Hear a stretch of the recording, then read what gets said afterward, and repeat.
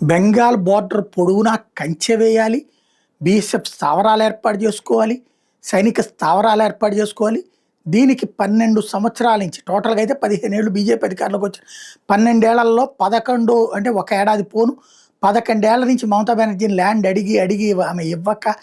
అక్కడ సైన్యానికి సెక్యూరిటీ లేక బీఎస్ఎఫ్ని కూడా దాడులు చేసినటువంటి పబ్లిక్ అదేమని బీఎస్ఎఫ్ వాళ్ళు అడిగితే కేసులు పెట్టకుండా చివరికి అవతల ఉన్నటువంటి చొరబాటుదారులకి అనుగుణంగా నడుచుకున్నటువంటి మమతా బెనర్జీ సర్కార్ దిగిపోయాక ఇప్పుడు కూచ్ బీహార్లో 22.95 ఎకరాలు,